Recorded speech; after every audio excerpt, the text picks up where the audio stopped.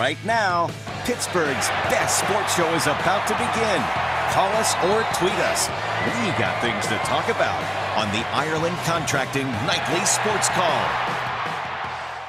All right, thanks a lot, Ken, and thank you for tuning into the Ireland Contracting Nightly Sports Call. I'm Rich Walsh.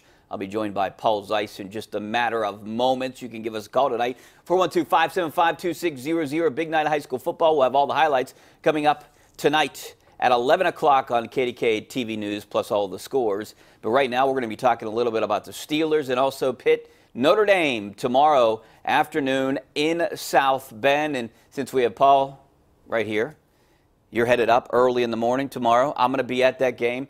Then I'm going to make the trip. It's only a 3-hour drive from South Bend to Cincinnati, so it's going to be a big weekend. I think I heard a lot of Pitt fans might do this. Steeler fans might try to take in both games. I know I am, and they're a 3-touchdown underdog. But we've seen this script before, Paul, where Pitt can get up for these games and upset teams that are ranked in the top 5. I mean, do you think it's going to be similar to years past? Well, we've seen that scenario, but we haven't seen that scenario 3 days after they lost maybe their best player. Yes, so that's, there's going to be a lot of adjusting that needs to happen on defense. They were just starting to, you could see, get a little better playing that nickel type of defense that they have started to sort of experiment with. But, that was with Quentin Virginia's being one of the 2 linebackers on the field. So now, they're going to have to figure something else out. I know they've got the 2 young kids.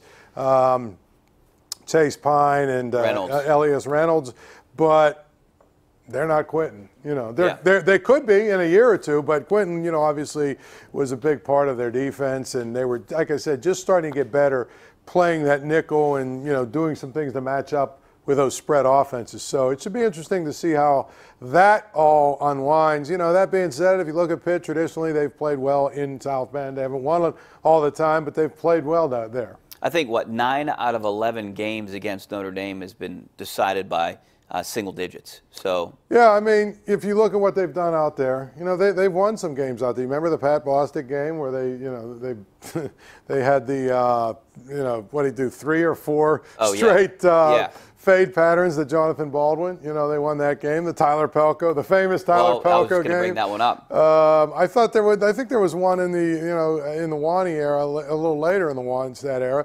And you know what? They kept it close. Remember the Wani game? The Baldwin missed a catch late in the game to tie it up, I think, or win it. And they should have won.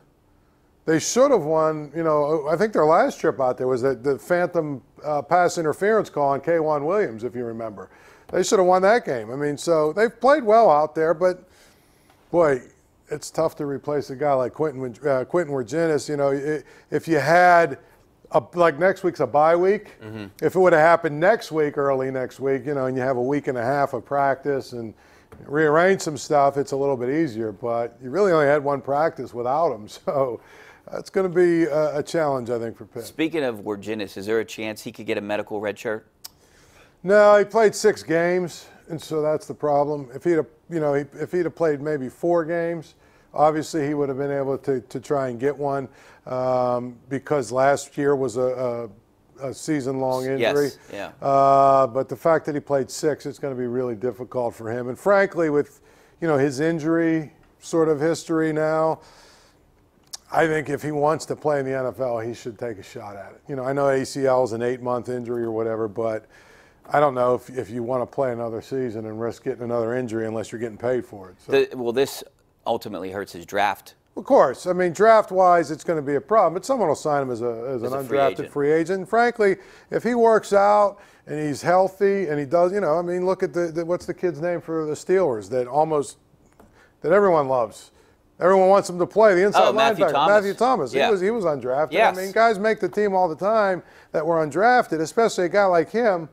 They know his film. They know how productive he is and how productive he was when he was healthy.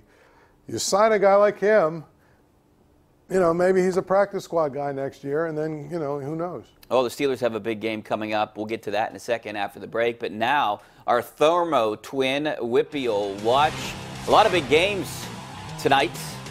But our big game, West Mifflin hosting Bell Vernon, the battle for second place in the Big 8 Conference there in 4A. And Bell Vernon wins that game 28-12, and one of the big reasons was Pasco Mason Pasco had a bunch of touchdowns today.